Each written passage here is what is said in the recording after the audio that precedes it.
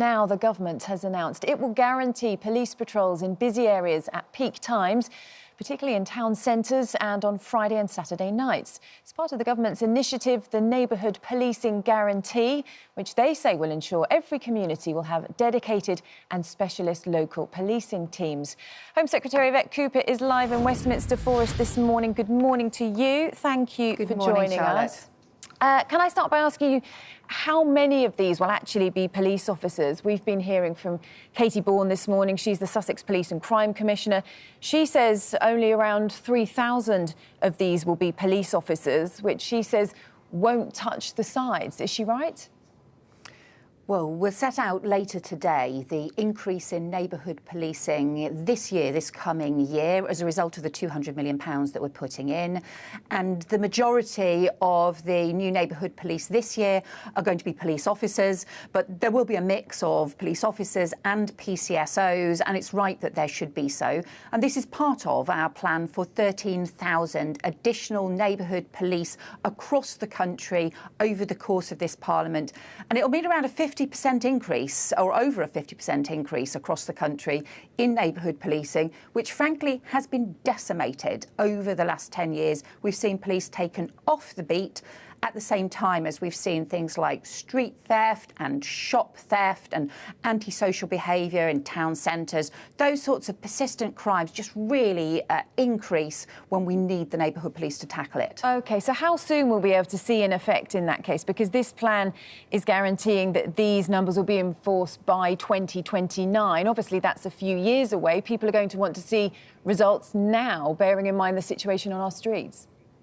That's right, and we'll set out the increases later today. But, for example, I can tell you that in Greater Manchester it will mean 150 additional neighbourhood police in this current financial year, over the next 12 months. That's a significant increase, and we'll see those sorts of increases across the country. But you're right, it will take time to deliver the full 13,000. But the real point here is we want to get back to community policing, back to the bobby on the beat, back to those neighbourhood teams who really know the community, who can work to prevent crime and also go after the criminals because they get the local intelligence.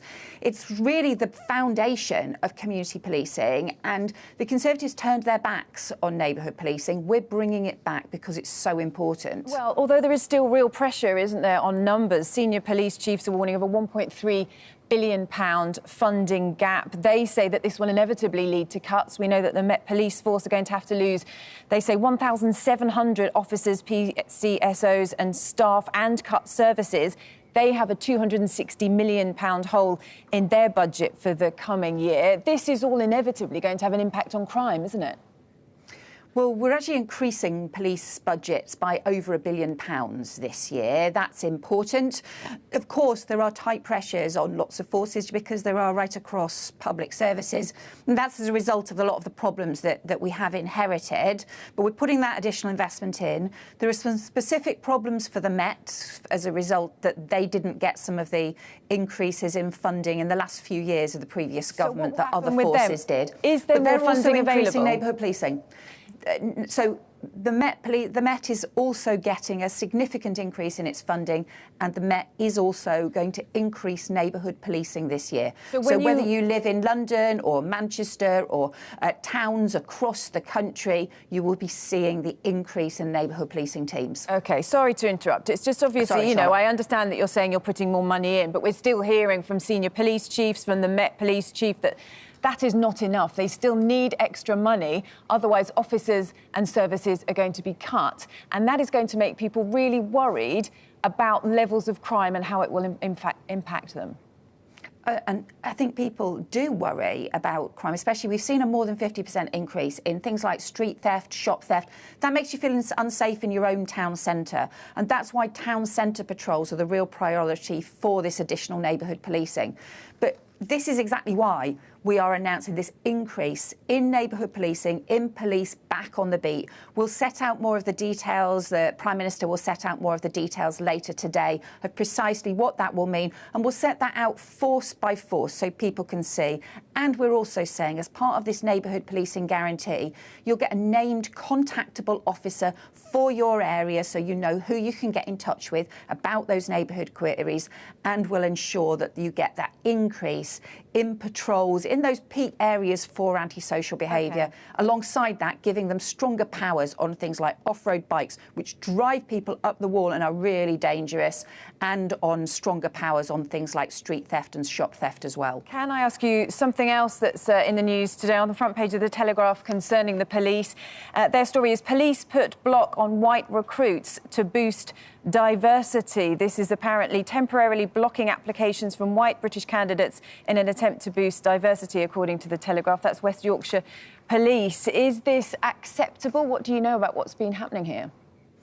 So all police forces have to have fair recruitment arrangements in place. They have to make sure they're getting the best candidate for the job. So as I understand it, the arrangements in West Yorkshire have all been looked at by the Independent Inspectorate to make sure that they are properly fair recruitment processes, and that's exactly what they're doing. Lots of organisations do encourage more applications from different underrepresented groups, but the actual decisions that they make on recruitment have to make sure that they are getting the best person for the job. That's what all police forces need to do, because that's how we make sure we've got the best possible talent for policing our communities. All right. Also on recruitment, there are concerns about vetting at the moment, aren't there? Obviously, you know, there's a lot of mistrust in the police because of the rogue people that we've seen, Wayne Couzens, David Carrick, for example, and there are concerns about the officers that are in our force that shouldn't be. We know that Mark Rowley, the head of the Met Police Force, wants powers to sack officers who fail vetting. He's been asking the government to have those greater powers. Will you give those powers to make sure that officers can be sacked who shouldn't be in the police force, who aren't safe to be there? Yes, we're doing two things. We're making sure it is easier for police forces to be able to remove officers who fail vetting, who fail to meet those proper standards. It's right, that should be able to happen. And also, we're bringing in new national standards for vetting, because there's been a bit of a postcode lottery. I think that is unacceptable. We need high standards for vetting right across the country, because we've got to make sure we've got high standards in policing.